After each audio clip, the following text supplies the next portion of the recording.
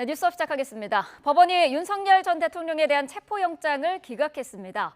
윤 전 대통령이 특검의 출석 요구에 응할 뜻을 밝히고 있다는 점이 법원의 기각 사유인 거로 전해졌는데 특검은 즉각 윤 전 대통령에게 오는 토요일 오전 9시 소환을 통보했습니다. 먼저 우종훈 기자가 보도합니다. 내란 특검의 윤석열 전 대통령에 대한 첫 신병 확보 시도가 불발됐습니다. 전격적으로 청구한 체포영장이 법원에서 기각된 겁니다. 내란 특검에 따르면 법원은 피의자인 윤 전 대통령이 특검에 출석 요구가 있을 경우 응하겠다는 뜻을 밝히고 있는 점을 기각 사유로 든 거로 전해졌습니다. 앞서 윤 전 대통령 측은 특검의 체포영장 청구가 부당하다면서도 향후 정당한 절차에 따른 소환 요청에는 적극 응하겠다는 입장과 같은 취지 의견을 재판부에 냈는데 법원이 이를 받아들인 겁니다. 이에 따라 특검은 즉시 윤 전 대통령과 변호인에게 오는 28일 오전 9시 출석 요구를 통지했다고 밝혔습니다. 만약 윤 전 대통령이 출석 요구에 응하지 않으면 다시 체포영장을 청구하는 방안을 검토하겠다고도 했습니다. 이에 대해 윤 전 대통령 측은 윤 전 대통령이 토요일 소환 요청에 당당히 응할 거라는 입장을 냈습니다. 다만 무리하게 청구된 체포영장이 법원에서 기각됐으면 변호인과 출석 가능 일자를 조정해 통지하는 게 일반적인데도 언론 공지부터 했다고 주장하며 특검의 태도가 졸렬하다고 비판했습니다. YTN 우종훈입니다. 네, 체포영장은 기각됐지만 내란 특검팀은 적어도 겉으로는 나쁘지 않다는 분위기입니다. 오히려 주도권을 주게 됐다는 기류도 읽히는데 앞으로 윤 전 대통령을 향한 압박은 계속될 것으로 보입니다. 김영수 기자입니다. 내란 특검은 체포영장 기각과 동시에 재청구 가능성을 시사했습니다. 윤석열 전 대통령의 소환 조사를 통보하면서 한 번이라도 나오지 않으면 강제 구인 절차를 다시 밟겠다고 밝힌 겁니다. 일반적인 수사 과정에서 승부수나 최후 통첩으로 여겨지는 카드를 특검 수사 초기부터 그것도 공개적으로 쏟아붓는 셈입니다. 법조계에선 수사 정점을 향한 이례적인 속도전에 조은석 특검의 스타일이 반영됐다는 평가가 나옵니다. 내란 특검 입장에선 윤 전 대통령이 계엄 사태 이후 수사기관의 비협조를 일관했던 만큼 기선 제압이 필요하다고 판단했을 걸로 보입니다. 언론 브리핑에서 내란 특검보는 끌려다니지 않겠다고도 했는데 구속 취소로 윤 전 대통령이 불구속 재판을 받는 것에 대한 비판적인 여론을 배경에 두고 조금 더 자극하는 효과까지 노렸다는 분석이 있습니다. 특검팀 내부에서는 체포영장 기각이라는 부정적 결과보다 소환조사 성사에 더 의미를 두는 분위기도 읽힙니다. 내란 특검은 일단 이번엔 1차 체포영장 집행을 방해하고 비화폰 기록을 지우라고 지시한 혐의 중심으로 조사하고 필요하면 또 소환하겠다는 입장입니다. 이에 따라 당장 구속영장까지 청구하지 않을 거라는 전망도 나오는데 내란 특검 초반 움직임이 예상을 크게 벗어나고 있는 만큼 쉽게 예측하기는 어려워 보입니다. YTN 김영수입니다.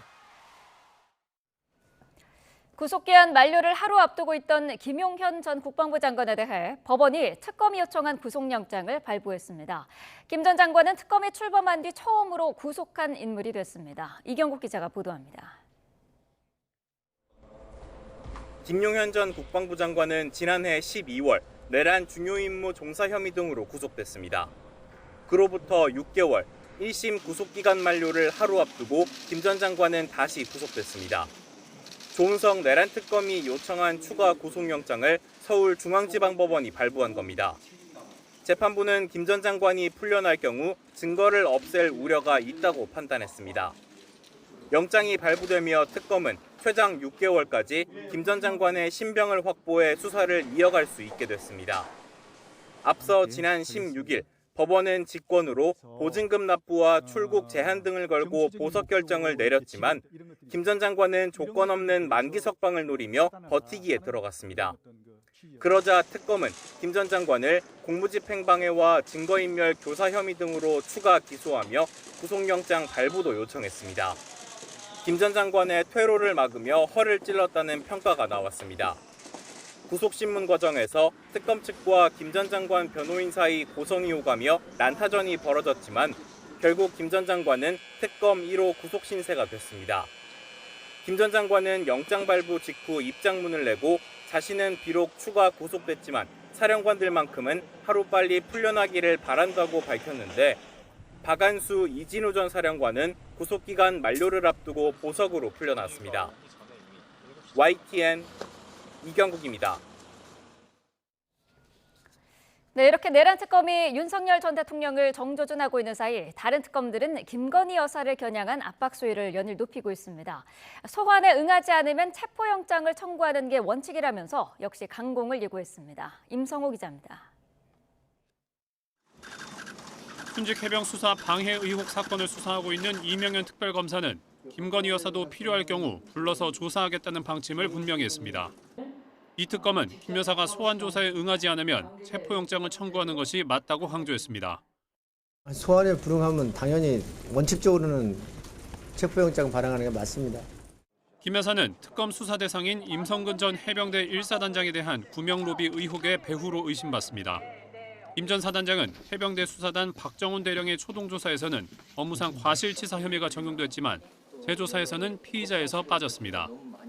본인은 구명로비 의혹을 전면 부인하고 있지만 특검은 연일 김 여사를 포함한 고강도 수사를 예고하고 있습니다. 민중기 김건희 특별검사는 일단 김 여사에 대한 영장 청구 여부에 논의에 정하겠다고 밝혔습니다.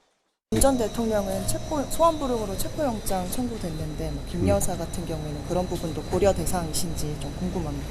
그 부분은 논의를 해서 정하도록 하겠습니다. 답변은 원론적 수준이지만 김건희 특검 역시 강도 높은 수사가 예상됩니다.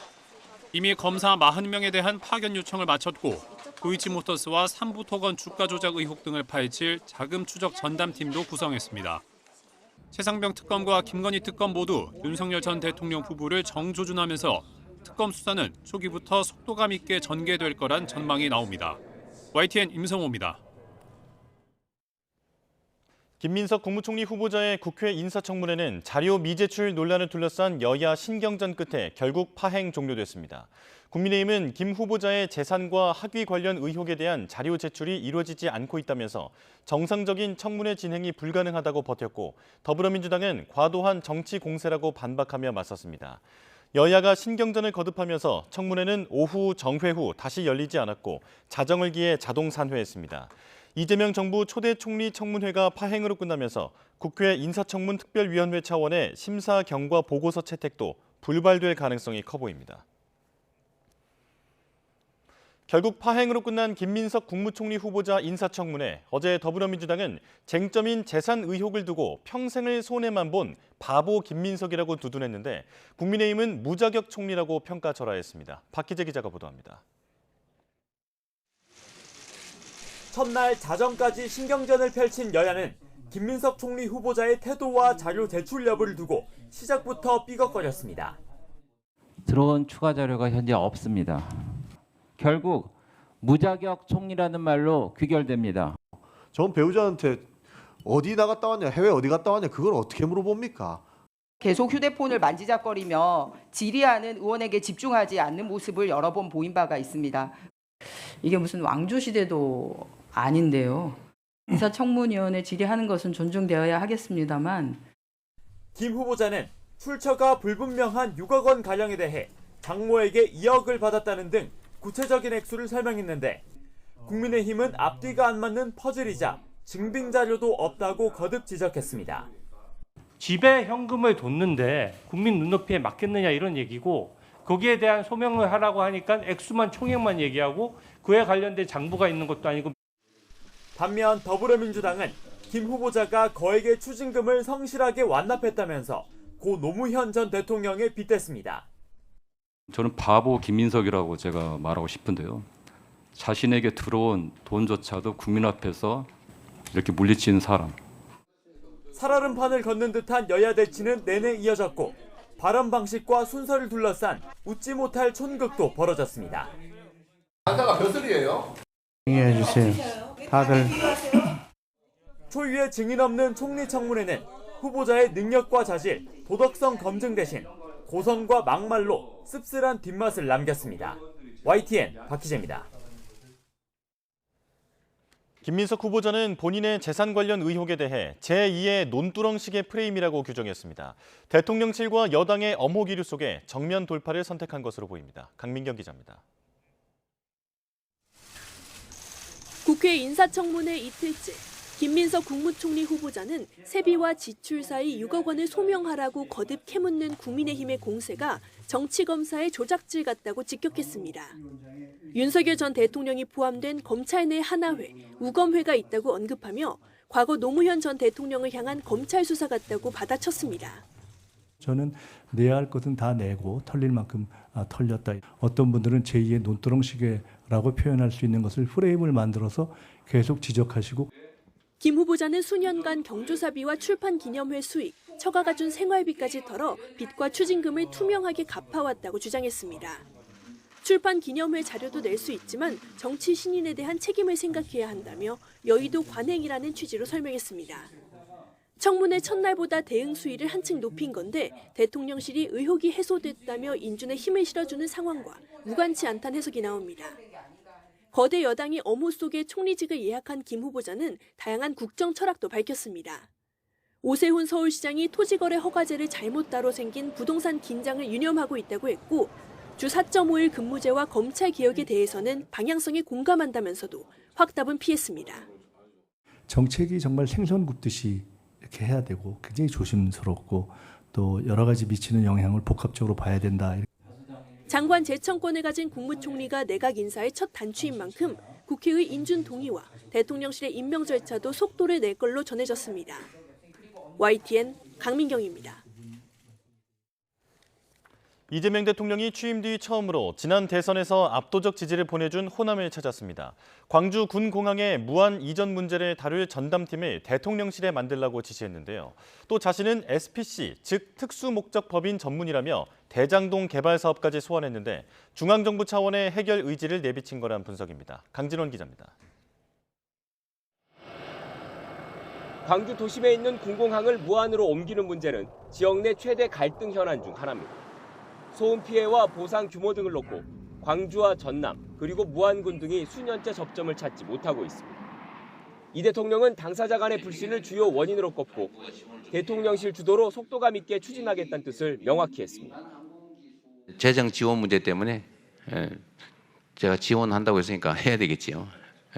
그럼 기재부까지 해서 그 대통령실에서 TF팀을 만들고요.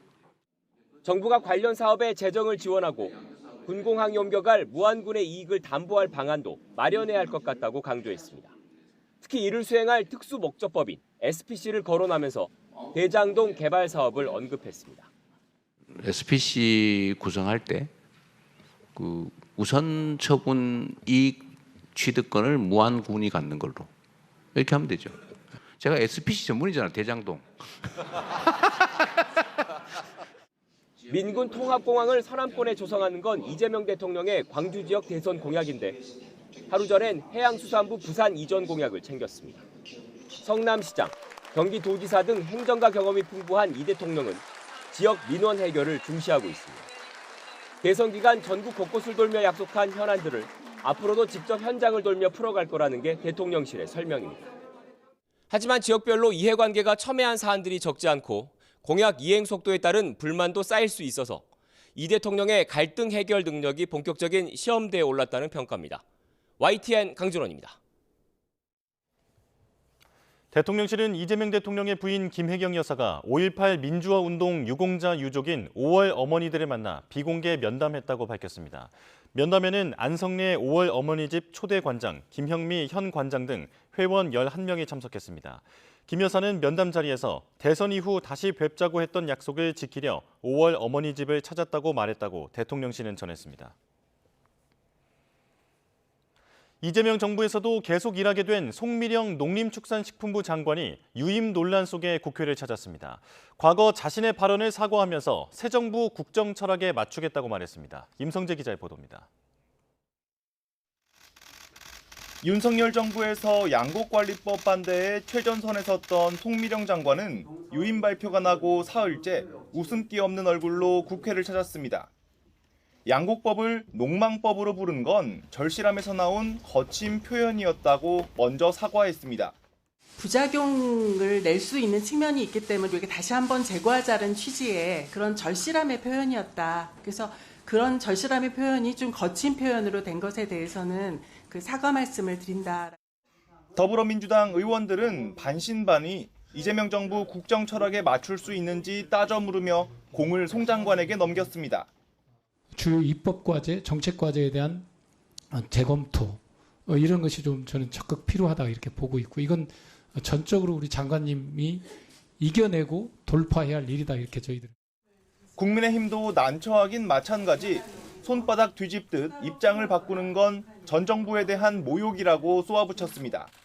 설득도 못하고 소신도 버리면서까지 소신을 다시 버리지 법 않습니다. 개정 추진하시겠다 그러면 사퇴하시는 게 맞는 것 같습니다.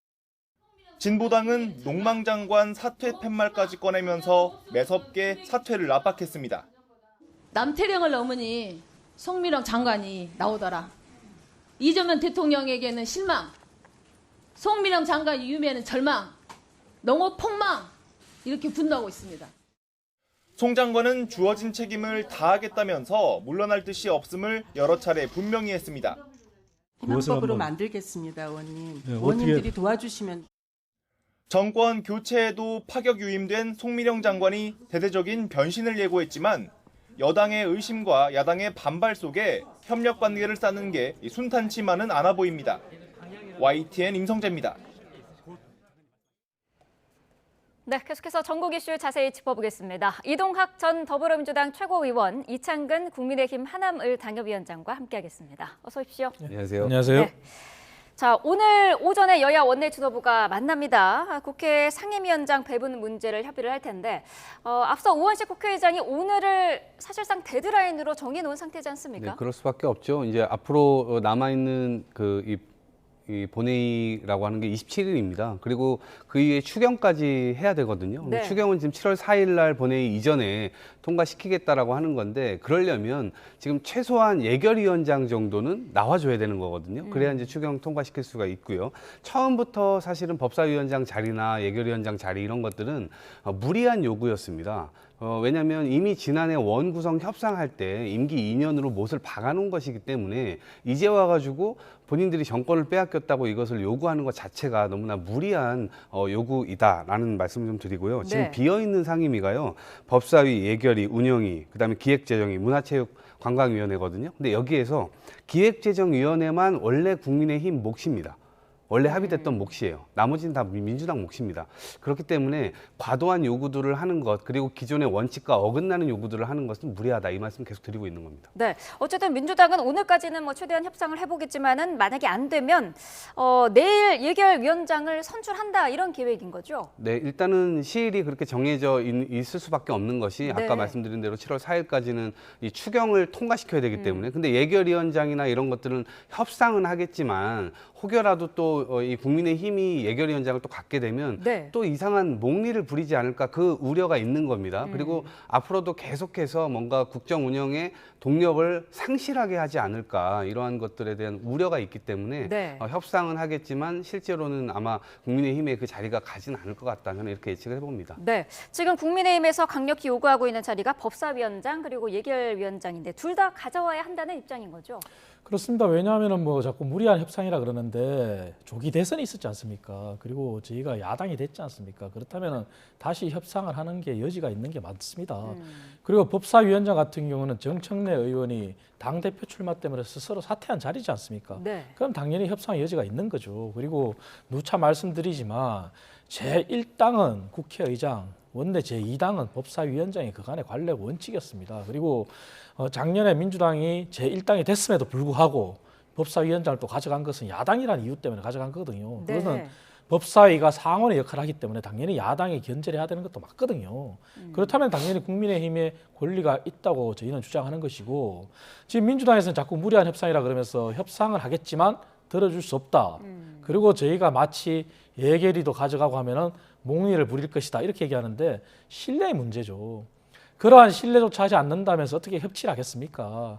이거는 구더기 무서워서 장 못 담근다는 거와 똑같은 거거든요. 국민들이 바라보고 있어요. 그렇다면 국민의힘이 지금 정권도 빼앗기고 소수 야당인 상황에서 어떻게 저게 협치를 안 할 수 있겠습니까? 그렇다면 민주당도 좀 더 전향적인 자세를 보이고 정말 야당을 존중한다면 신뢰부터 해야죠. 근데 신뢰를 하지 못한다 하면서 협상장에 나오겠다. 이것도 앞뒤가 안 맞는 거거든요. 그래서 오늘 2+2 협상이 있으니까 네. 좀 더 진일보된, 그리고 민주당 내에서도 협상을 통해서 예결위원장 정도는 줄 수 있다, 이런 입장이 있는 의원들도 있는 걸로 알고 있어요. 네. 그렇다면 그러한 당내 의견도 좀 더 목소리를 기울여서 줬으면 하는 그런 바람입니다.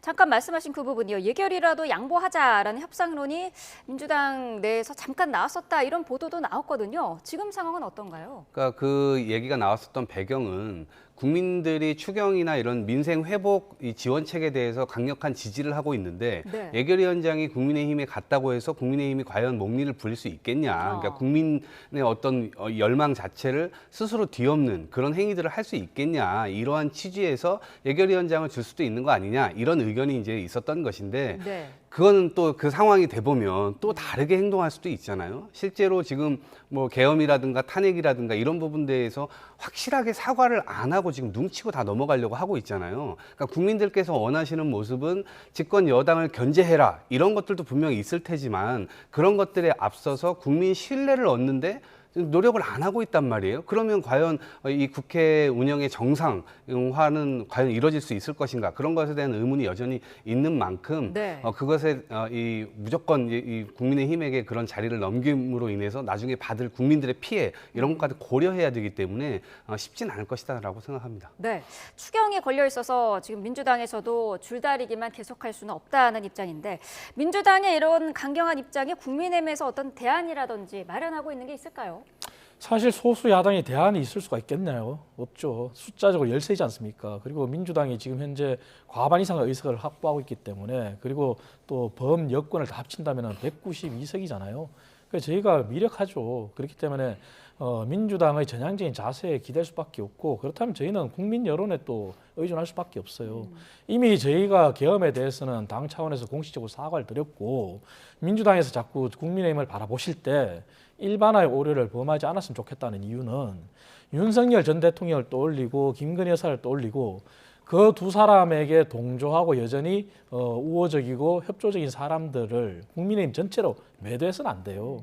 저희 국민의힘은 지금도 끊임없이 변화하고 반성하려고 하고 있기 때문에 네. 제발 일반화의 오류는 범하지 말아달라. 그래서 그 사람들이 다 국민의힘이 아니다. 건전한 세력들이 있고, 그런 사람들은 국민의 여론을 이번에 따갑게 저희가 비판을 받았지 않습니까? 그렇다면 어떻게 또 저희가 국민의 여론을 무시하고 할 수 있겠어요. 다만 정치 복원을 대통령이 말씀하신 이상 민주당 지도부도 국민의힘을 마치 여전히 윤석열 전 대통령과 김건희 여사의 잔당으로 보지 마시고 바뀌고 있다. 그래서 일반화의 오류에서 조금은 시각을 달리해줬으면 좋겠다는 그런 말씀을 드립니다. 네, 자, 오늘 회담 결과를 좀 지켜봐야 될 것 같습니다.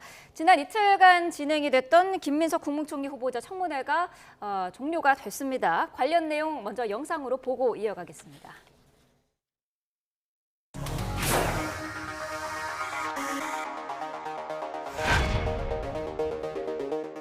자, 조용히 하세요. 야, 조용히 해. 이렇게 이야기를 했습니다. 그에 대해서 제가 순간적으로 혼잣말로 미친 거 아니야? 이렇게 이야기를 했어요. 집에 현금을 뒀는데 국민 눈높이에 맞겠느냐 이런 얘기고, 거기에 대한 소명을 하라고 하니까 액수만 총액만 얘기하고 그에 관련된 장부가 있는 것도 아니고, 작업을 쳐서 그 사람의 문제가 나올 때까지 파고 파는 특수통 검사들의 나쁜 장난질을 누가 하고 있는가? 지금 김민석 후보자는 사실상 자료 제출을 거부하고 이 청문회를 보이콧하려고 하는 생각을 갖고 있기 때문에 처음부터 국민의힘은 김민석 후보를 무슨 일이 있어도 낙마시켜야 되겠다 하는 목적을 가지고 이번 청문회에 임하지 않았는가.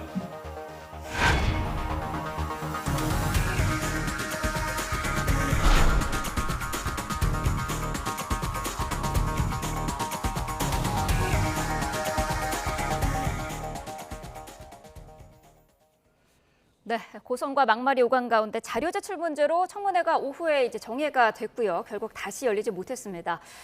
후보자의 도덕성도 또 자질도 검증하지 못했다라는 비판이 나오고 있는데요. 전체적으로 어떻게 보셨나요? 저는 우선 국민의힘이 전략이 있었는지 좀 의문이고요. 전략이 있었다면 완전히 실패했다. 그러니까 국정 운영이라고 하는 것은 기본적으로 계엄, 탄핵, 그 이후에 지금 이 대선이 치러졌고 그 대선의 어떤 선택에 의해서 지금 민주당 정부가 가고 있는 거 아니겠습니까? 네. 그런데 그런 부분들에 대해서 국정 운영 방향이라든가 이런 거를 좀 섞어가지고 공세를 하더라도 해야 뭔가 진정성이라든가 국민들 보시기에 뭔가 일리 있는 앞으로의 국정 운영 방향이 이런 문제가 있을 수 있겠구나 이런 것들을 생각을 해보실 수 있을 텐데 그런 건 일절 나오진 않았습니다. 네. 오로지 후보자의 그것도 재산이 많은 것도 아니에요. 2억 정도 있는데 그 과정에서 야인 시절에 어떻게 생활했냐 이런 현미경 검증을 하려다 보니까 오히려 본인들도 뭐 출판기념회라든가 아니면 경조사에서 받았던 것들 자당 의원들조차도 신고하지 않았었던 그런 내용들까지 막 나왔단 말이에요. 그러면 머무든 개가 머무든 게 나무란다고 그러한 일들이 계속해서 반복되게 이루어지다 보니까 청문회가 과연 의미가 있나? 이런 이제 생각까지 들게 만드는 그런 장면이지 않았나 싶습니다. 네, 애초에 국민의힘이 청문회를 이틀로 합의한 그 이유 중에 가장 큰 게 자료 제출이라든지 이런 거에 적극적으로 후보자가 임할 것을 전제로 하지 않았습니까? 그렇습니다. 22일까지 자료 제출을 하겠다고 분명히 얘기를 했었고 네. 그래서 기다렸죠. 하지만 구체적인 자료와 관련해서는 제출된 게 없다는 게 증명이 됐습니다. 그리고 본인이 청문회 해명을 하겠다고 했었고 하지만 그 청문회 해명도 여전히 금전적인 부분에서 총액 규모가 비는 부분이 많아요. 그 얘기는 민주당이 누차 말씀드리지만 본인이 야당 시절에 가진 잣대로 들이다 봤을 때 과연 김민석 총리 후보 내정자가 맞느냐는 이런 의구심은 지울 수가 없어요. 그렇지만 저희는 과거 민주당 야당 시절에 했던 거하고 다르게 하기 위해서 총리 인사청문회도 합의를 했고 네. 그리고 자료 제출 요구도 했고 기다렸어요. 하지만 없었던 거죠. 결론적으로 앞서 영상을 보신 중도적인 국민들은 양극단에 있는 국민들을 빼고 아마 그런 국민들은 이번 청문회에 대해서 민주당, 국민의힘, 김민석 총리 후보 내정자 모두에 다 실망했을 거예요. 왜냐하면 가장 큰 책임은 김민석 총리 후보 내정자에 있습니다. 사실 이런 문제가 불거지기 전에는 초대 총리이기 때문에 저도 힘을 실어주고 잘 됐으면 좋겠다. 그렇게 얘기를 했어요. 하지만 이런 문제가 불거졌을 때는 본인이 자료 제출을 구체적으로 내놓든지 네. 아니면 미흡한 점이 있다면 미흡하다고 진솔하게 사과를 하고 넘어가든지 해야 되는데 오히려 본인이 피해자 코스프레를 했어요. 그 얘기는 본인이 조사를 받았던 당시가 김대중 정부에서 노무현 정부로 넘어간 그 시기였어요. 국민의힘이 집권했을 때가 아니거든요. 본인의 정당이 집권했을 때 그때 불법 정치자금 수사로 다 조사를 받았단 말이에요. 그런데 정치검찰을 운운하고 이렇게 하는 것은 오히려 말이 안 되는 거죠. 그래서 그러한 진솔한 사과가 없었다는 점에서 국민들은 더 실망을 했을 것이고 네. 민주당도 마찬가지입니다. 이재명 정부를 성공시키기 위해서는 김민석 총리 후보 내정자를 반드시 통과시켜야 되겠다는 그런 사명감이 있었던 건 알겠어요. 하지만 잘못된 건 잘못된 거라고 인정을 하고 넘어가고 표결은 어차피 민주당이 다수당이니까 통과되지 않겠습니까? 그렇게 했더라면 이재명 정부의 부담이 더 덜었겠죠. 하지만 아마 이번 이러한 청문회를 보면서 민주당도 두고두고 이건 아마 부담이 될 거예요, 향후에. 그리고 국민의 입장에서는 자료 제출을 요구하고 기다렸지만 청문회에서 좀 더 성숙한 모습으로 정말 그렇게 임했으면 좋았을 텐데 하는 그런 아쉬움은 있어요. 네. 이렇게 막말이 오가고 고성이 오가는 부분에 대해서는 국민의힘도 비판에서는 자유로울 수는 없는 건 맞습니다. 네. 후보자의 자료 제출이 미흡하다는 게 어쨌든 야당의 지속적인 그 비판이었는데 어쨌든 어제 후보자는 낼 것도 다 냈고 털릴 것도 다 털렸다 이렇게 말을 하더라고요. 그렇습니다. 웬만한 것들은 다 냈죠. 그리고 국민의힘에서 자료를 제출을 하지 않았다 이렇게 이제 프레임을 걸고 하는 것인데 민주당 쪽에서는 낼 거 다 냈다라고 얘기를 하고 있어요. 그런데 애초부터 자료를 낼 수 없는 것들을 요구한다거나 예를 들면 이혼한 전처에 이 자료 요구를 한다거나 그런 어떤 이 계좌 거래나 이런 것들 그 얘기할 수 있나요? 상식적으로 그렇게 할 수는 없는 것이죠. 그렇기 때문에 처음부터 이것은 약간 망신주기성 일환이었다 이런 생각을 가질 수밖에 없는 상황이고요. 더더군다나 지금 이 출판기념회라든가 아니면 애경사에서 받았던 그런 액수를 다 합쳐가지고 마치 그것이 장롱에 있다. 이렇게 얘기를 하는 대목에서는 저는 정말 깜짝 놀랐습니다. 그러니까 그런 거를 또 현수막에다 또 걸어가지고 실제로 그런 현수막 정치까지 동원을 해가지고 상처 주려고 했었던 그러한 태도에 대해서 당연히 실망할 수밖에 없는 것이고요. 그러면 이게 국무총리 후보자를 앞으로 이 검증함에 있어서 이런 식의 망신주기로 일관되게 가면 도대체 왜 청문회가 필요한 거지? 공직 후보자를 검증하는 이유가 뭔가요? 공직을 활용해가지고 혹시 사익을 취하려고 하는 거 아니야? 공직을 활용해서 누군가가 타인에게 뭔가 혜택을 주려고 하는 거 아니야? 그럴 우려가 있는 것에 대해서 미리 공세적으로 나와가지고 그런 것들을 검증하는 것일 텐데 이거는 그러한 목적도 아니에요.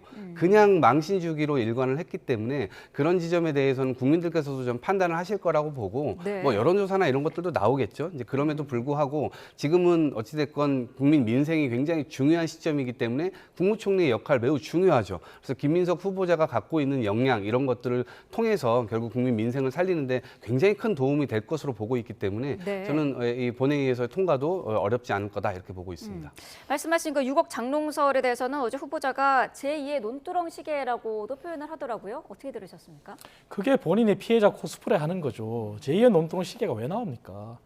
본인이 어찌됐든 정치자금 수사로 2번이나 불법 정치자금이 인정이 됐잖아요. 근데 그거는 누차 말씀드리지만 김대중 정부와 노무현 정부 넘어가는 민주당이 집권했을 시기예요. 만약 그때 문제가 없었더라면 불법 정치자금 수수 조사가 없었겠죠. 근데 본인이 그렇게 표현한 것은 부적절하다. 그리고 자료 제출 요구를 다 했다, 낼 만큼 다 했다 그런데 가장 중요한 부분이 그거지 않습니까? 강모 씨라고 하는 분이 결국은 본인의 후원자, 저수지라는 그런 의구심을 못 벗어났잖아요. 왜냐하면 이자를 냈다면 이자를 낸 내역이 있을 거 아닙니까? 그리고 원금을 갚았다면 원금을 갚은 내역이 있을 거 아닙니까? 누가 우리가 돈을 사인간에 일반 국민들도 채무 관계에서 이자를 현금으로 줍니까? 정빙을 남기기 위해서라도 통장 거래를 하지 않습니까? 그러한 부분조차 없었다는 게 저희가 자료 제출이 없었다는 걸 얘기하는 거죠. 그리고 6억 장롱설 이것도 만약에 말이 심했다 하면은 국민의힘 입장에서 사과 드릴 수는 있어요. 하지만 정치 자금을 빙자한 출판 기념회 이것도 사실은 저희는 지난 총선 때 출판 기념회를 통한 불법 정치 자금 이것을 건절하겠다 했었어요. 근데 본인이 그걸 인정한 꼴이지 않습니까? 한 번 출판 기념회 때마다 거의 1억 3천에 가까운 돈이 거쳤다? 과연 국민들이 납득이 되겠습니까? 그러한 부분들을 본인 입으로 발설했기 때문에 그것도 문제가 된다고 저희는 보는 것이죠. 네. 그래서 김민석 총리 후보 내정자가 저는 뭐 민주당이 다수당이 되기 때문에 통과될 거라고 봐요. 하지만 통과된다면은 청문회 때 보여준 그러한 모습과는 다르게 좀 더 겸손하게 하셔야 될 거예요. 그래야지만 협치가 될 거고 정치가 복원이 되지 본인이 결코 흠이 없어서 통과된 게 아니라는 걸 아셔야 될 거예요. 그래서 좀 더 진솔하게 국민을 바라봤을 때 좀 겸손한 모습을 보여주길 전 바랍니다. 네, 민주당에서는 보고서 채택 안 되더라도 인준안 처리는 강행하겠다는 입장인 거죠? 그럴 수밖에 없는 것이요. 지금 어쨌든 민생이 굉장히 시급합니다. 국무총리라고 하는 자리가 내각을 통할하는 자리이기 때문에 반드시 필요하고 각 부처로 여러 가지 것들을 확인하기도 해야 되고 또 집행을 하기도 해야 되기 때문에 당연히 지금 이것은 공석으로 길어지면 길어질수록 국민 피해가 불어나기 때문에 그런 것들은 기다릴 수 없다 이렇게 생각을 하고요. 다만 이제 국민의힘이 좀 원하는 것은 어찌됐건 지금 막을 수 없다라고 하는 것 그리고 본인들의 어떤 큰 한방이라든가 이런 것들을 하지도 못했어요. 그렇기 때문에 대승적 차원에서 지금 어찌됐건 탄핵 이후에 지금 대통령 선거가 급하게 치러졌고 모두가 다 준비되지 않은 채로 지금 이 상황을 지금 막고 있는 겁니다. 네. 그러다 보니까 기존의 윤석열 정부에서 망쳤던 여러 가지 실정들이 지금 국민 경제에 그대로 지금 이 부담으로 작용하고 있는 그런 상황이기 때문에 이 정도 했으면 대승적으로 함께 그냥 동의를 해주고 이를 앞으로 그럼 지켜보겠다. 그리고 앞으로 비판하는 역할도 계속해서 하겠다. 이런 말씀을 오히려 해주신다면 국민들께서 그냥 목리만 부리는 것은 아니구나. 그래도 협조할 건 협조하는구나. 이런 생각을 가지고 또 달리 판단하실 부분들도 있을 겁니다. 그런 차원에서 보면 끝까지 그런 자세를 고수하기보다는 조금 접는 모양새를 보여주시는 것도 앞으로 좋은 전략이 되지 않을까 싶습니다. 네, 대통령실도 어쨌든 임명을 할 것으로 보이는데 결정적인 낙마 사유가 없다고 보는 부분에 대해서는 어떤 의견 되실까요? 뭐 대통령 입장에서는 충분히 이해가 됩니다. 왜냐하면 초대 총리고 그리고 첫 인사가 민정수석이 사의를 한 상황에서 또다시 총리 후보 내정자가 사의를 하거나 아니면은 인준을 안 했을 때 네. 가져오는 그러한 피해가 더 크다고 보실 거예요. 그래서 아마 대통령실에서도 그냥 국민들의 여론을 봤을 때 큰 문제가 없다 이렇게 보는 거겠지만, 하지만 그럼에도 불구하고 분명한 부담은 있을 겁니다. 다만 그 부담을 넘어가는 게 김민석 총리 후보 내정자가 총리가 됐을 때 정말 능력을 보여주는지 부분과, 그리고 야당과 협치를 하는지, 그 부분이 아마 관건일 거예요.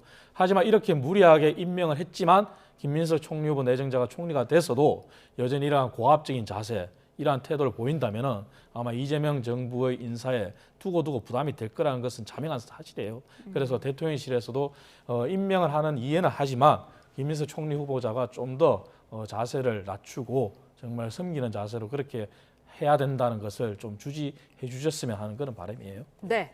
송미령 농림축산식품부 장관 유임에 대한 파장도 여전합니다. 어제 송 장관이 국회를 찾아서 자신의 과거 발언에 직접 사과를 했는데, 먼저 국민의힘 입장에서는 어떻게 보셨는지 궁금하거든요. 저는 뭐 송미령 장관 같은 경우 사실은 농촌경제연구원에서 연구원으로 쭉 있다가 네. 발탁이 된 그런 케이스지 않습니까? 그렇다면 나름 뭐 실물 경제, 농업 경제 쪽에도 전문가라고 봐야 돼요. 네. 하지만 부탁드리고 싶은 게 있다면은 본인이 윤석열 정부에서 견지했던 양곡법의 문제점에 대해서 표현이 과한 것을 사과한 것은 저도 인정을 해요. 하지만 그 부분이 당이 바뀌어서, 집권당이 바뀌어서 본인이 장관에 유임됐다고 해서 본인의 소신을 꺾는 그러한 자세를 보인다면 그것은 정말 국가적으로도 피해고 국민의힘이 바라봤을 때 더 비판을 할 수밖에 없어요. 송미령 장관이 얘기한 것처럼 정말 농가에 피해가 안 가고, 그리고 국가 재정에도 피해가 안 가고, 국민들한테도 피해가 안 가는 방향의 절충점을 찾아야 될 거예요. 네. 그러한 부분이 송미령 장관이 남은 과제라고 보는데, 민주당도 송미령 장관을 유임시켰을 때는 그러한 부분을 고민을 했을 거예요. 그렇기 때문에 무조건식의 양곡법을 통과시켜야 된다, 이런 자세는 민주당 의원들도 버려야 될 거예요. 네. 그래야지만 이재명 정부에 부담이 안 갈 것이고, 그리고 국민의힘도 이재명 정부의 출범에서 이렇게 인사를 존중한다면은 마냥 비판적인 자세는 저는 거두는 게 옳다고 봐요. 그래서 말씀드린 것처럼 양곡법은 결국은 쌀 생산을 더 장려하는 그러한 법이 민주당의 법이잖아요. 하지만 지금 쌀이 남아 돌고 있단 말이에요.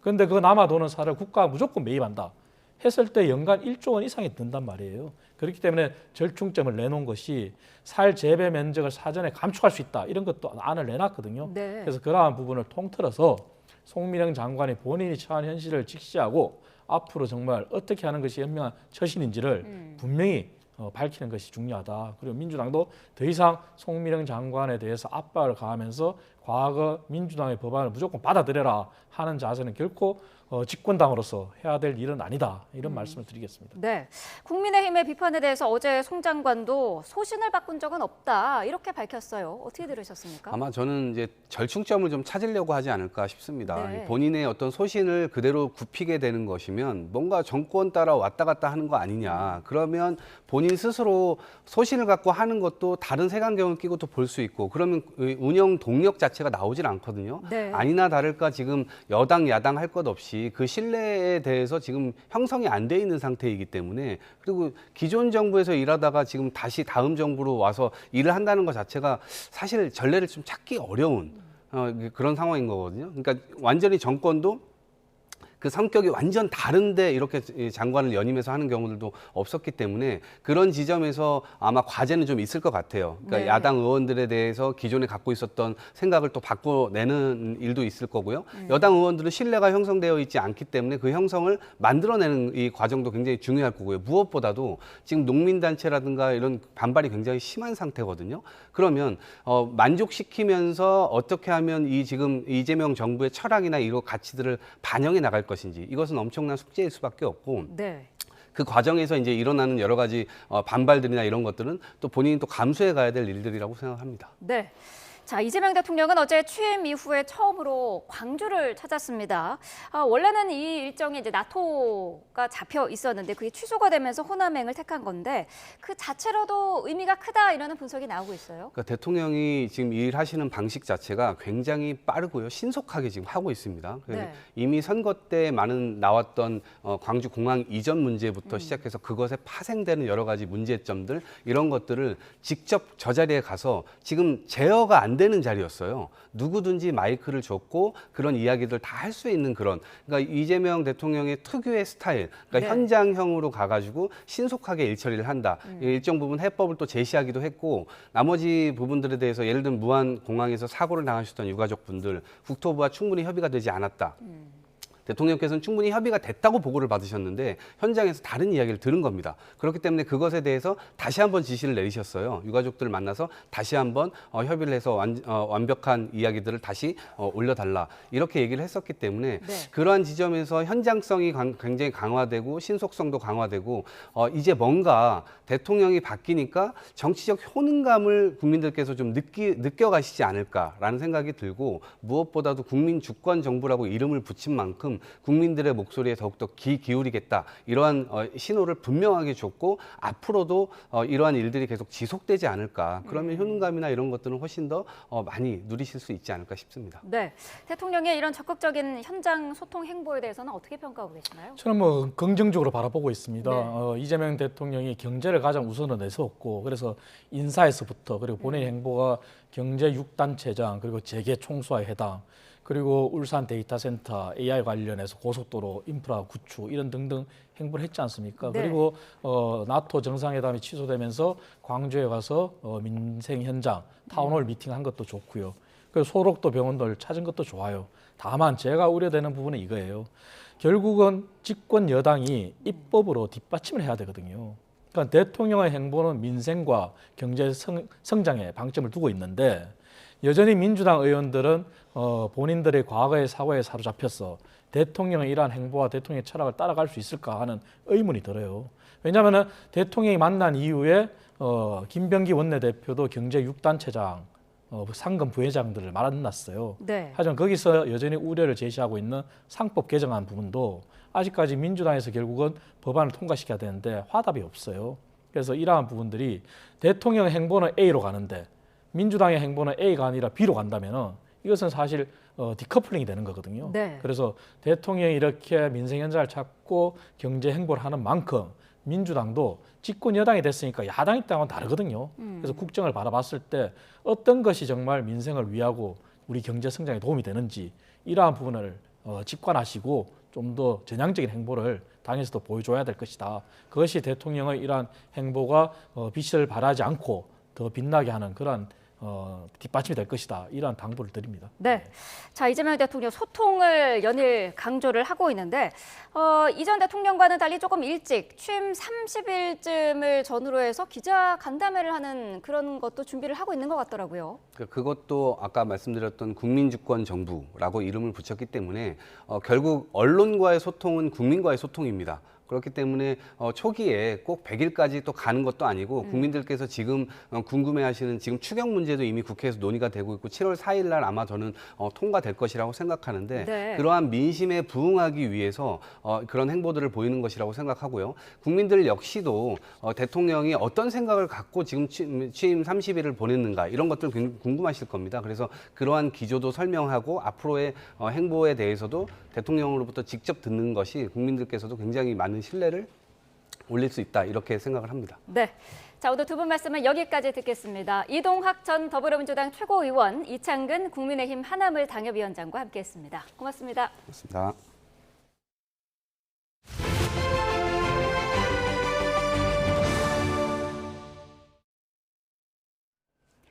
네, 트럼프 미 대통령이 다음 주 이란과 대화를 재개하겠다고 밝혀 이란의 핵 프로그램의 공식 포기를 압박할 것으로 보입니다.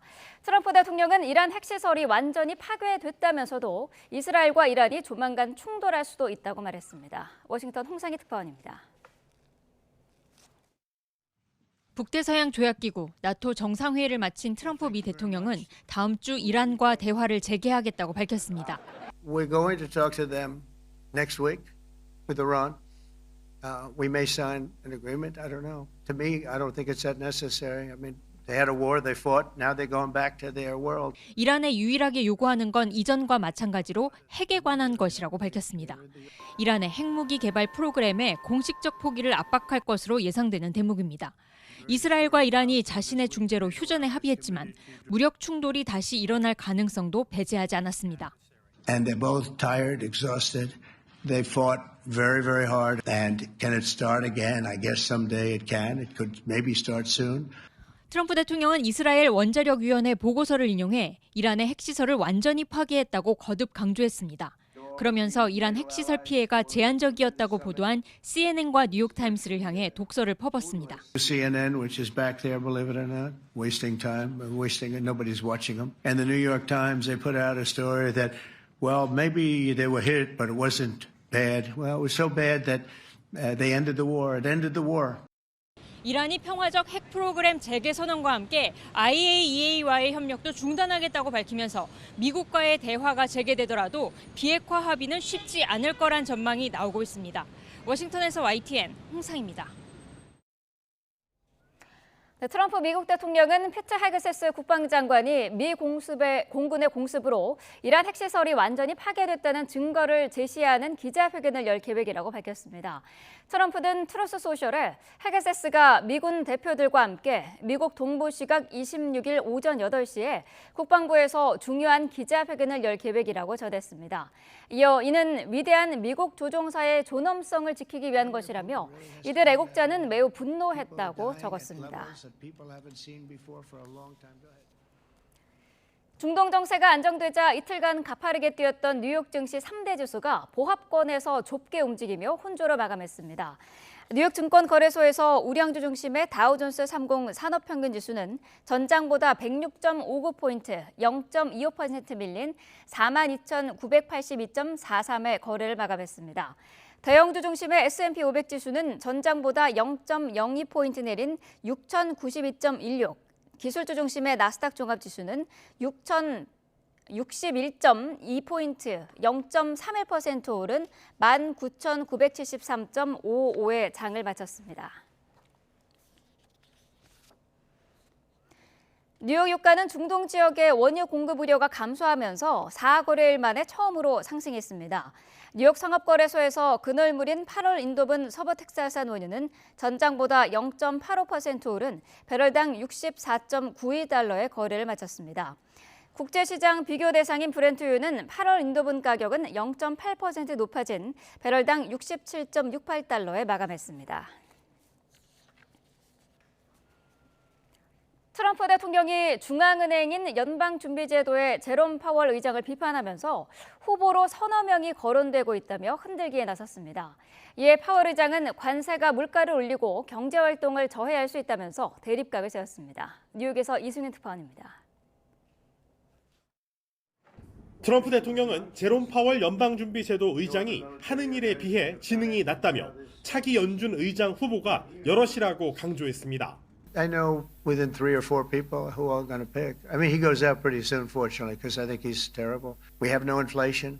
현재 케빈 오시 전 연준 이사와 케빈 해싯 국가경제위원회 위원장, 크리스토퍼 월러 연준 이사, 스콧 베센트 재무장관이 물망에 올라 있습니다. 전문가들은 트럼프의 언급이 파월의 내년 5월 퇴임 전에 자기 뜻에 따르는 그림자 연준 의장을 통해 금리에 영향을 미치려는 시도로 보고 있습니다. 이에 파월은 인플레이션이 없다는 트럼프의 발언 내용과는 정반대로 인플레이션 영향이 지속적일 수 있다며 대립각을 세웠습니다. 특히 관세 인상은 물가를 올리고 경제 활동을 저해할 수 있으며 이로 인한 인플레이션 영향은 지속적일 수 있다고 지적했습니다. 이어 향후 통화정책 방향을 경기 흐름과 경제 지표 등에 따라 신중히 결정할 것이라며 트럼프가 바라는 7월 금리 인하설에 선을 그었습니다. That without price stability, we cannot achieve the long periods of strong labor market conditions that benefit all Americans. For the time being, we are well positioned to wait to learn more about the likely course of the economy before considering any adjustments to our policy rate. 파월은 관세 등 정책 변화는 계속되고 있고 그 경제적 효과도 여전히 불확실하다며 관세 정책이 오락가락한다는 점도 지적했습니다. 파월 의장은 연준이 지속적인 인플레이션 확산을 방지할 의무가 있다고 강조했는데 트럼프 대통령의 거듭된 금리 인하 압박에 굴하지 않겠다는 뜻을 분명히 한 것으로 풀이됩니다. 뉴욕에서 YTN 이승윤입니다. 네, 트럼프 대통령이 요구한 대로 나토가 국방비를 GDP 5%까지 올리기로 합의했습니다. 트럼프 대통령은 끝까지 국방비 인상을 거부한 스페인에 대해서 관세로 대가를 치르게 될 거라고 경고했습니다. 워싱턴 권중희 특파원입니다. 이틀간의 정상회의를 마친 북대서양 조약기구 나토는 각국의 국방비 지출 목표를 GDP 2%에서 5%로 올리기로 합의했다고 발표했습니다. Allies have agreed to invest 5% of GDP in defense. This is a significant commitment in response to significant threats to our security. 하지만 스페인은 끝내 GDP 5% 목표에 동의하지 않아 합의문에는 모든 회원국이 아닌 회원국들이라는 표현이 쓰였습니다. 스페인은 현재 GDP 1.28%인 국방비 지출을 2.1%로 올리는 게 합리적인 수준이라고 밝혔습니다. En nuestra idea, nuestra convicción de que el debate no es el gasto porcentual. El debate es qué capacidades necesitamos. 트럼프 대통령은 스페인을 향해 유일하게 돈을 내지 않겠다는 최악의 나라라고 비판했습니다. 국방비를 올리지 않는 대가로 관세를 더 부과하겠다고 경고했습니다. So we'll make it up. You know what we're going to do? We're negotiating with Spain on a trade deal. We're going to make them pay twice as much. 스페인의 이탈에 벨기에와 룩셈부르크 등도 GDP 5% 목표에 명확히 동의하지 않았다며 여지를 남겼습니다. 나토의 새 국방비 기준은 10년 뒤인 2035년까지 달성하는 게 목표입니다. 미국은 나토의 GDP 5% 국방비 지출 기준이 한국 등 아시아 국가에도 적용될 것이라고 예고했지만 이번 정상회의에서 따로 다뤄지진 않았습니다. 워싱턴에서 YTN 권중기입니다. 지난달 31일 발생한 서울 지하철 5호선 방화 사건 당시 영상이 처음으로 공개됐습니다. 검찰은 방화를 저지른 남성에게 승객 160명에 대한 살인 미수 혐의를 추가 적용해 구속 상태로 재판에 넘겼습니다. 표정우 기자입니다.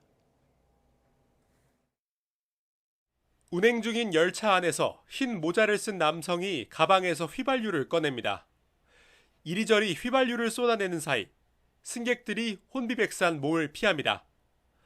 한 임신부는 벗겨진 신발을 두고 급히 옆 칸으로 벗어납니다. 그러는 사이 이 남성은 휘발유에 불을 댕깁니다. 불길은 순식간에 객실 전체로 번집니다. 3분 만에 매캐한 연기가 맨 앞 객차까지 빠르게 퍼져나갔습니다. 승객들은 열차 밖으로 허둥지둥 줄지어 대피합니다. 지난달 31일 60대 원모 씨가 서울 지하철 5호선 열차에 불을 지르는 장면이 검찰을 통해 공개됐습니다. 당시 20여 명이 병원으로 이송됐고 120명 넘는 사람이 응급처치를 받았습니다. 경찰로부터 사건을 넘겨받은 검찰은 승객 481명 가운데 인적사항이 파악된 승객 160명에 대한 살인미수 혐의를 추가해 재판에 넘겼습니다. 검찰은 방화범이 대규모 인명피해가 발생할 수 있다는 점을 알고도 범행을 저질렀고 진술을 종합할 때 살인의 의도도 객관적으로 확인된다고 설명했습니다. 특히 불특정 다수의 승객이 이용하는 지하철에 불을 낸 것은 테러에 준하는 살상행위로 대피가 늦었다면 인명피해가 발생할 가능성이 매우 높았다고 강조했습니다. YTN 표정우입니다.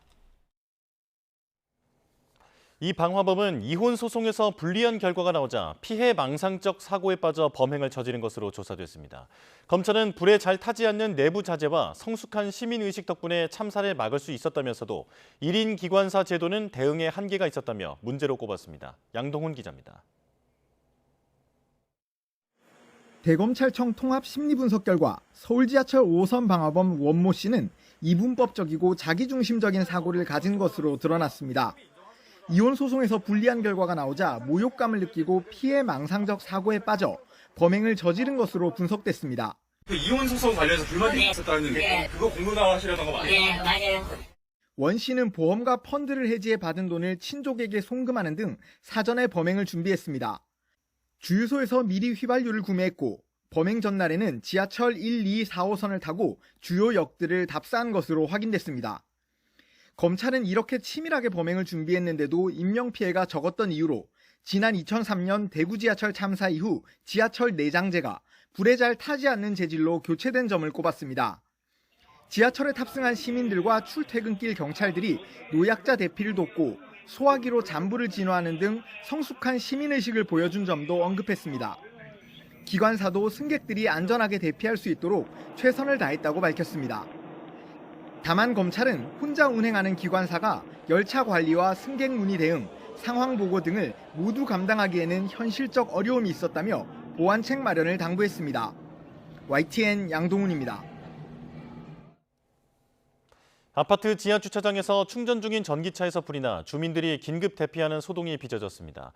인천에선 가스 폭발로 추정되는 사고가 발생해 주민 2명이 다쳤고 대전에선 빗길에 화물차가 미끄러지면서 경찰 버스를 들이받기도 했습니다. 사건 사고 소식 김기수 기자입니다.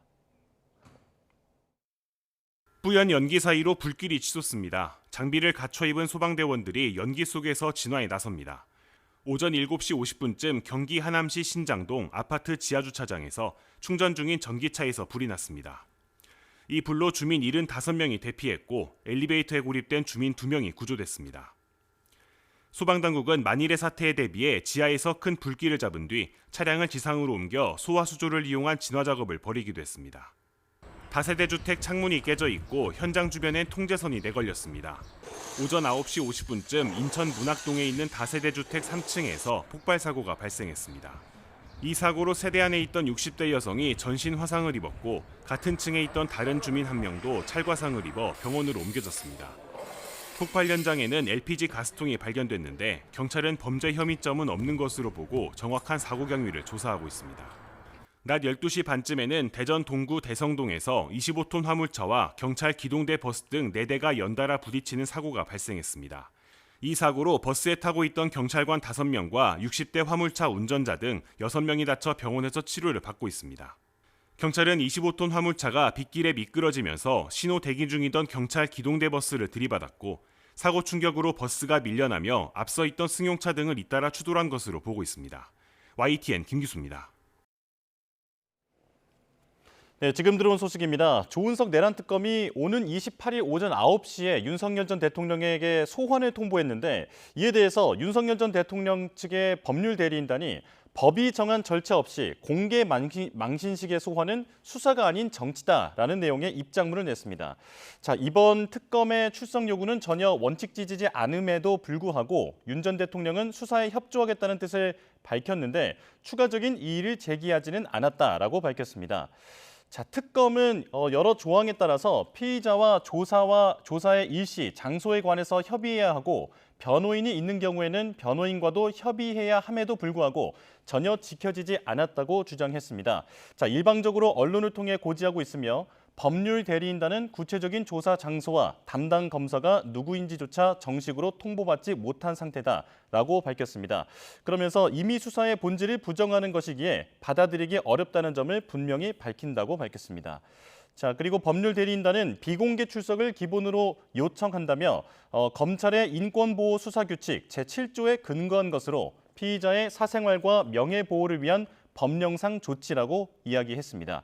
자, 이번 소환 요구는 검찰 사건 사무 규칙의 예외 사항에 해당하지 않아서 정식 통지서가 발송되어야 함에도 특검은 신속한 절차를 밟기는커녕 선제적으로 언론에만 소환 여부를 알려놓고 정작 적법 절차를 지키지 않았다라고 비판했습니다. 그러면서 28일 토요일 10시경에 특검에 출석해서 조사에 응하겠다는 뜻을 밝혔습니다. 자, 윤석열 전 대통령이 28일 토요일 오전 10시경에 특검에 출석하겠다라는 입장문을 밝혔다는 소식을 전해드립니다. 다음 소식입니다. 서울 중랑경찰서는 온라인상에서 초등학생을 대상으로 살인 예고 협박글을 게시한 혐의를 받는 20대 남성 A씨를 구속 송치했습니다. A씨는 지난해 12월 3일 인터넷 커뮤니티 게시판에 서울 중랑구에 있는 초등학교 학생들을 살해하겠다는 취지의 협박글을 게시한 혐의 등을 받고 있습니다. 경찰은 사건 발생 직후부터 학생 안전을 위해 학교 측과 협력해 피해자 보호 조치를 하고 IP 추적 등을 통해 A씨를 검거했습니다. 760억 원대 전세 사기 혐의로 기소된 수원 일가족 전세 사기 사건의 주범이 항소심에서도 법정 최고형을 선고받았습니다. 재판부는 서민의 전 재산이나 다름없는 전세 보증금을 가로챘다며 무거운 처벌을 피할 수 없다고 질타했습니다. 오승훈 기자입니다. 피해자 500여 명에게서 보증금 760억 원을 가로챈 혐의로 구속 기소된 수원 전세 사기 일가족이 2심에서도 징역형을 선고받았습니다. 재판부는 주범 정 씨에게 사기죄 법정 최고형인 징역 15년을 선고하고 1억 360만 원 추징을 명령했습니다. 또 정 씨와 함께 재판에 넘겨진 부인 김모 씨와 감정평가사인 아들에게도 1심과 마찬가지로 각각 징역 6년과 4년을 선고했습니다. 재판부는 정 씨 일가족이 별다른 자본 없이 갭 투자 방식으로 피해자들에게 막심한 경제적 피해를 줬다고 질타했습니다. 또 서민들에게 전 재산이나 다름없는 전세 보증금을 받아 게임 아이템 수억 원어치를 사는 등 허비해 죄질이 나쁘다고 지적했습니다. 직접 법정에 나와 재판을 지켜본 일부 피해자들은 선고 직후 정 씨 가족들을 향해 평생 감옥에서 나오지 말라고 소리치며 울분을 토했습니다. 징역을 살고 나와도 피해자들은 여전히 빚을 갚고 있는 상황인 거죠. 그래서 사실 만족스럽지 않습니다. 양형이 너무 부당하다 생각합니다. 마지막으로 믿을 수 있는 이 법원 판결에서조차 전혀 이해할 수 없는 판결을 정 씨 부부에게 징역 15년을, 아들에게 징역 12년을 구형했던 검찰은 항소심 판결문을 토대로 대법원 상고 여부를 검토할 예정입니다. YTN 오승훈입니다. 서울에 있는 30평 아파트를 사려면 지난 5월 기준으로 32년 동안 월급을 한 푼도 안 쓰고 모아야 하는 것으로 나타났습니다. 최근 아파트 가격이 급등하는 가운데 정부가 세제 개편과 대출 관리 강화 등 부동산 시장 안정 대책을 내놔야 한다는 요구가 나왔습니다. 신규혜 기자입니다. 우리나라 노동자들의 평균 임금으로 서울에 있는 30평짜리 아파트를 사려면 시간이 얼마나 필요할까? 2003년에는 16년을 모으면 집을 살 수 있었지만 지난 5월 기준으로는 숨만 쉬고 월급을 모아도 32년이 걸리는 것으로 나타났습니다. 2003년 2월 노무현 정권 초반 3억 원이었던 서울 30평형 아파트 평균 시세는 윤석열 정권 말기였던 지난 5월 12.8억으로 4.3배 올랐는데 노동자 1년 평균 임금은 1,900만 원에서 4천만 원으로 2배 정도 오르는데 그쳤기 때문입니다. 강남과 강남이 아닌 지역의 격차도 심해졌습니다. 같은 기간 강남과 비강남 격차는 2억 6천만 원에서 22억 1천만 원으로 10배 늘어났습니다. 아파트 가격이 가장 크게 오른 건 문재인 정부 때로 정권 초반 5억 8천만 원이었던 서울 30평형 아파트 시세는 정권 말 12억 6천만 원까지 치솟았습니다. 강남과 비강남 아파트 사이 가격 격차가 가장 크게 벌어진 건 윤석열 정부 때였습니다. 이런 이제 그 과정에서 아파트를 사고 팔면서 시세 차익을 막 이렇게 수억 원, 뭐 한 10억 가까운 시세 차익을 이제 이렇게 얻은 분들이 투기에 지금 나서고 있다는. 경실련은 최근 서울 아파트 가격이 폭등하는 가운데 이재명 대통령이 대선 기간 강조한 공급 확대 정책만으로는 시장이 안정되기 어렵다며 세제 개편 등의 대책 마련을 촉구했습니다. 종부세 특별공제가 80%입니다. 최대. 이거 과거에 노무현 정부 때 최대 30%였습니다. 그래서 이러한 세제를 다시 예전으로 가서 공평과세를 하자는 거예요. 또 주택 수요에 직접적인 영향을 미치는 주택담보대출 기준을 엄격하게 적용하고 전세자금 대출을 단계적으로 축소하는 등 가계대출 관리를 강화해야 한다고 요구했습니다. YTN 신기혜입니다. 강남의 아파트값 상승률이 주간으로 0.7%, 연율로는 30%에 달하는 등 지방과 집값 격차가 극심한 것으로 나타났습니다. 한국은행은 주택시장 위험도가 지난 2022년 이후 가장 높은 수준이라며 이 같은 집값 과열을 잡기 위해선 정책 대출에도 DSR 규제 도입이 필요하다고 제안했습니다. 손효정 기자가 보도합니다. 지난 2년 동안 수도권 집값은 9.6%나 뛰었습니다. 서울로 좁혀보면 16% 넘게 치솟았는데 강남 등 일부 지역 주간 상승률은 0.7%, 1년으로 계산하면 상승률이 30%에 달했습니다. 반면 같은 기간 지방의 집값은 오히려 1.7% 하락했습니다. 수도권과 비수도권 집값 격차가 이처럼 커지면서 서울 집값을 소득이나 임대료와 비교한 위험지수가 지난 1분기 0.90으로 2022년 이후 3년 만에 가장 높았습니다. 금리 인하기 서울 집값 상승에 대한 기대가 한껏 커졌고 지방 인구 감소와 경기 부진 등 구조적 원인이 영향을 미친 것으로 한은은 분석했습니다. 전국 대비 서울 아파트 가격이 굉장히 가파르게 상승을 했고 가계부채도 최근에 4월 이후에 다시 늘어난 부분을 고려를 하면 주택 시장의 어떤 그 과열 우려가 서울 지역을 중심으로 커지고 있다고 보는 것이고요. 한은은 정부가 지원하는 대출과 보증, 정책 대출 확대가 집값 상승을 부추길 수 있다고 지적했습니다. 지난해 말 기준 가계 정책 대출은 315조 원, 공적 보증은 598조 원으로 집계됐는데 전체 주택 관련 대출에서 정책 대출 비중은 10년 새 28%로 늘었습니다. 취약계층 주거 지원을 위한 제도지만 총 부채 원리금 상환 비율, DSR 규제에서 빠져 있어 결과적으로 수도권 중심의 주택 수요를 자극하고 있다는 겁니다. 한은은 수도권 주택부터 DSR 규제를 단계적으로 적용하고 주택 정책금융 공급을 적정 수준으로 관리해야 한다고 제안했습니다. 실제 필요한 실소유자 자금들이 좀 일시적으로 위축될 가능성이 있기 때문에 이거는 이제 점진적으로 단계적으로 이루어져야 된다는 것을 저희가 강조하고 있습니다. 동시에 취약계층에는 지금처럼 낮은 금리로 정책금융을 공급하고 실수요자 지원도 강화해야 한다고 강조했습니다. YTN 손유정입니다. 조은석 내란 특검이 윤석열 전 대통령의 소환과 김용현 전 국방장관의 추가 구속을 이끌어냈습니다. 윤 전 대통령 측은 조금 전에 법적 절차 없는 공개 망신식 소환은 수사가 아닌 정치라며 반발했는데요. 앞으로의 특검 전국 어떻게 이어질지 검사 출신 변호사 이고은 변호사와 전망해 보겠습니다. 어서 오십시오. 안녕하세요. 네, 자 조금 전 입장문부터 짚어보겠습니다. 공개 망신 주기식의 소환은 수사가 아닌 정치다 이렇게 입장문을 밝혔는데 어떻게 보셨습니까? 네, 사실 어제 이제 특검에서 청구했던 체포영장이 기각된 바 있습니다.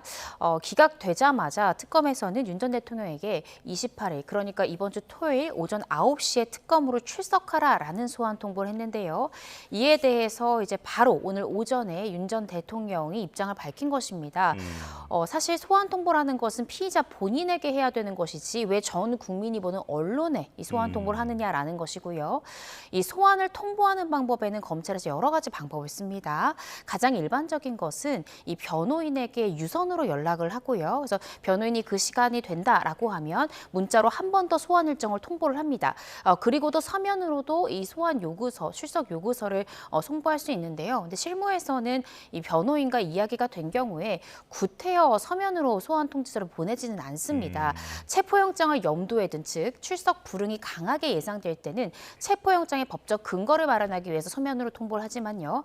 통상적으로는 그렇지 않다라는 거죠. 그리고 윤 전 대통령 측에서는 이렇게 일방적으로 언론에 이 소환 일시를 통보하는 것 자체가 수사가 아닌 정치다라고 이야기를 하고 있지만 특검 법안을 보시면 이 수사 진행 상황에 대해서 특검은 자신의 공보관을 통해서 언론 브리핑을 매일 할 수 있습니다. 예. 따라서 전 국민의 관심사가 윤 전 대통령의 체포영장 기각, 그렇다라고 한다면 윤 전 대통령의 언론과 법원에 이야기했듯이 특검에 과연 출석할 것인가를 많은 국민들이 궁금해하고 있기 때문에 특검으로서는 기각이 됐지만 윤 전 대통령에 대해서 빠른 시간 내에 소환을 하겠다라는 취지로 일시를 공개한 것으로 보여집니다. 예, 조금 전에 짚어주신 것처럼 원래 이 출석 시간이 28일 오전 9시인데 네. 지금 윤 전 대통령 측은 28일 오전 10시, 그러니까 1시간에 늦춰서 출석하겠다라고 했거든요. 사실 큰 시간 차이는 없어 보이는데 이게 어떤 의미일까요? 어떤 항의의 표시일까요? 저는 항의의 표시인 것 같습니다. 예를 들어서 일자 자체를 변경하려고 했다라고 하면 어떠한 특수한 사정이 있어서 변경을 요청하는 것일 수 있는데 사실 오전 9시와 오전 10시는 그다지 큰 차이는 없다라고 보여지거든요. 예. 이것은 윤 전 대통령 측에서 이렇게 공개적으로 언론에 이 소환 일시를 공개한 부분에 대한 불만 표시로 보여지고요. 그렇지만 아마 28일에도 오전부터 시작은 하겠지만 야간까지 조사가 이어질 수 있고요. 조심스럽게 추측을 해보자면 일회성 조사로 끝날 수는 없을 것 같습니다. 들여다봐야 되는 혐의가 많기 때문에 28일을 시작으로 해서 여러 번 조사가 이루어질 것으로 보여집니다. 그래서 오후까지 시간을 미뤘다가는 특검에서 아마 용인하지 않을 것입니다. 그래서 오전에 가되 1시간 정도는 차이를 두는 방법으로 이 특검의 소환 소환 요구에 대해서 불만을 표시한 것이 아닌가라는 생각이 듭니다. 예. 자, 그리고 입장문 전문을 보니까 비공개 출석을 요청하면서 조국 전 법무부 장관 사건에서도 검찰은 비공개 출석을 허용한 바 있다. 이렇게 얘기를 하고 있는데 특검이 비공개 출석 요청을 받아들일 가능성은 있을까요?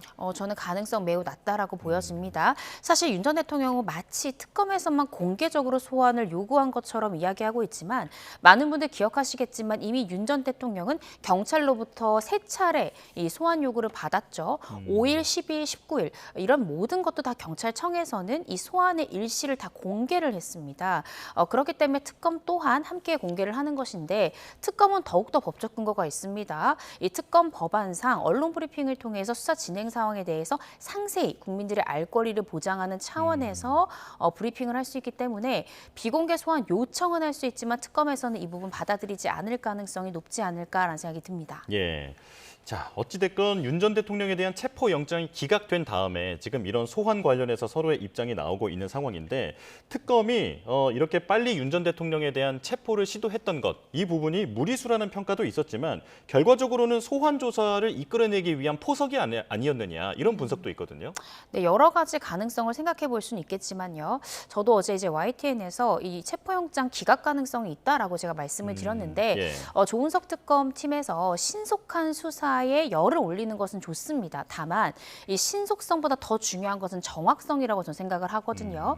윤 전 대통령은 일반인이 아닙니다. 26년 동안 형사사건만을 다룬 이 베테랑 검사 출신이기 때문에 형사소송법의 모든 조문과 조항에 대해서 꿰뚫고 있는 인물입니다. 따라서 절차적인 아주 사소한 미법성마저도 영장 실질 과정에서 법원을 충분히 설득시킬 수 있는 인물인데 제가 조금 조은석 특검팀의 이러한 수사 진행에서 조금 아쉬웠던 부분은 단 한 번만이라도 이 특검팀에서 특검 사무실로 출석하라고 요구를 하고 이를 불응했을 땐 아마 체포영장 발부가 조금 더 쉽게 됐을 것 같습니다. 그런데 그 전날 있었던 재판 과정에서 윤 전 대통령이 특검에 대한 위헌성을 언급했다는 이유만으로 우리가 출석 요구를 해도 불응할 것이다 라고 예단을 하여서 조금은 좀 빠르게, 조금은 좀 섣부르게 체포영장을 청구했던 것이 아닌가라는 생각이 들고요.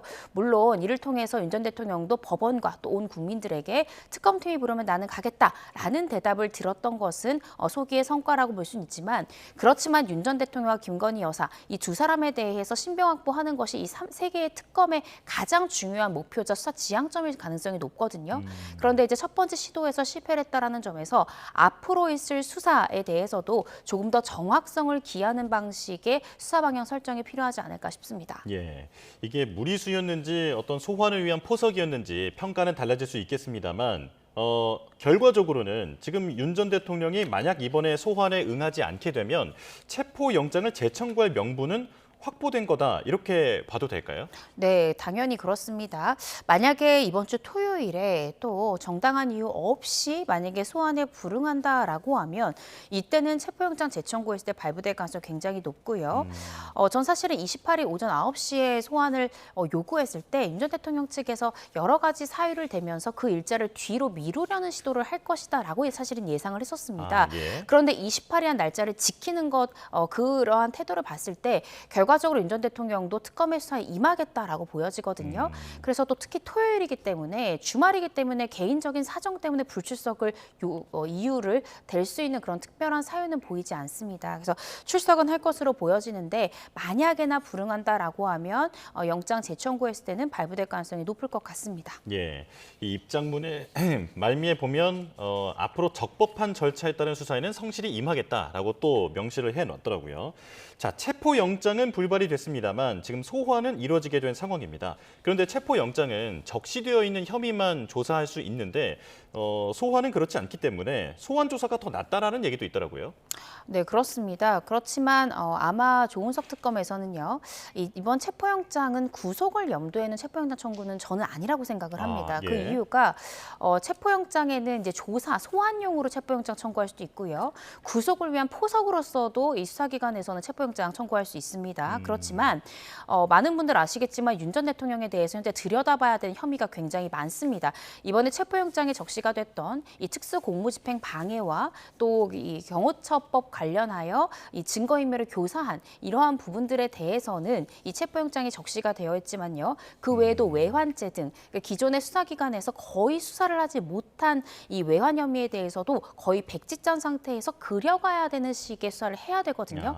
그래서 지금 이 상황에서 섣부르게 체포를 한 다음에 48시간 내에 구속영장을 청구했다가는 또 기각이 될 가능성이 높습니다. 그래서 이번에는 박지영 특검부가 이야기했듯이 조사, 소환을 위한 체포영장 청구였던 것 같습니다. 그래서 이번에 영장이 기각된 만큼 아마 영장에 적시된 이 혐의부터 조사를 하겠지만 제가 말씀드렸듯이 일회성 조사에 그치는 것이 아니라 아마 3회 정도는 조사를 이어갈 것 같고요. 뭐 첫날은 이제 특수공무집행 방해 등 이 체포영장 적시된 아마 혐의에 대해서 먼저 묻고 두 번째 날부터는 외환 관련한 혐의를 묻는 등 아마 지금 이 특검에서도 이 수사 계획들을 세우고 있을 것으로 보여집니다. 예. 그런데 윤 전 대통령은 파면 전에도 그 대면 조사를 할 때 잘 수월하게 이루어지지 않지 않았습니까? 네. 예, 진술 거부권을 사용했었는데 이번 특검 수사 때는 어떻게 대응할까요? 전에 특검 수사 때도 결국 진술 거부권 행사할 가능성이 높다라고 보였습니다. 제가 말씀드렸듯이 윤 전 대통령은요 베테랑 검사 출신입니다. 따라서 이 수사 과정에서 진술을 하는 것이 가장 불리한 선택지라는 생각을 할 가능성이 굉장히 높고요.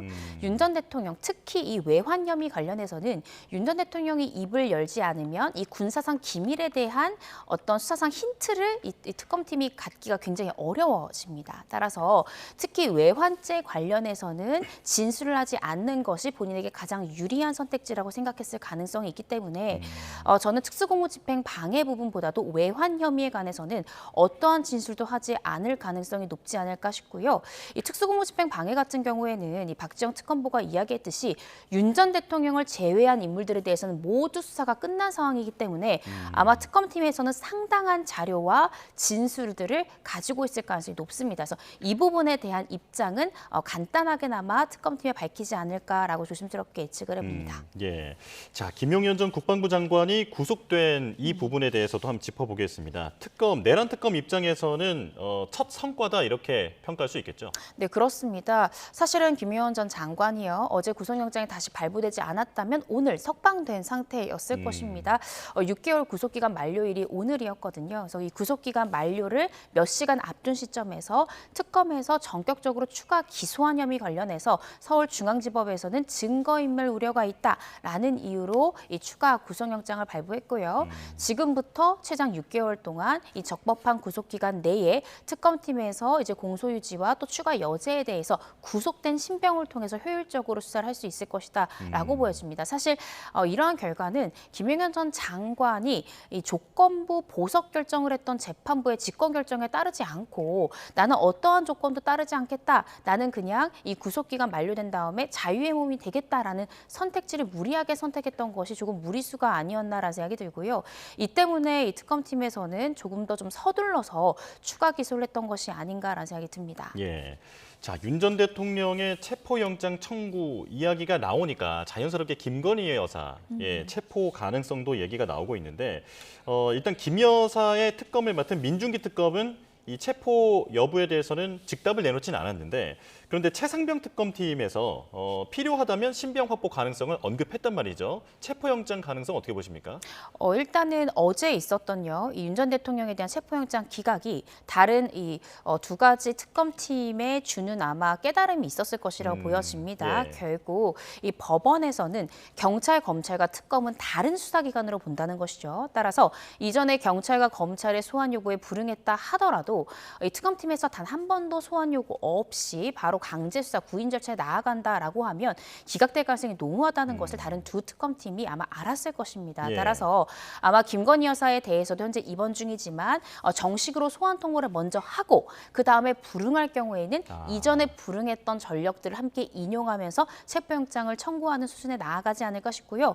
어제 김건희 여사도 이 특검팀의 조사는 응하겠다라고 전격적인 입장을 밝힌 것도 아마 윤석열 전 대통령에 대해서 체포영장이 전격적으로 청구되는 모습을 보고 조금은 놀라지 않았을까. 이번만큼은 이 소환 통보를 막기는 어렵지 않을까라는 생각이 들고요. 일부 보도 내용에 따르면 결국 출석을 해야 되기 때문에 이 자신의 변호인단을 조금 더 풍성하게 꾸리고 있다라는 보도 내용도 나오고 있기 때문에 특검팀의 조사에 대해서 윤 전 대통령 부부 모두 응할 것이다라고 예상이 됩니다. 예. 자, 마지막으로 이 내용도 짚어보겠습니다. 김건희 특검팀이 마약 밀수 수사 외압 의혹 사건도 들여다볼 수 있다.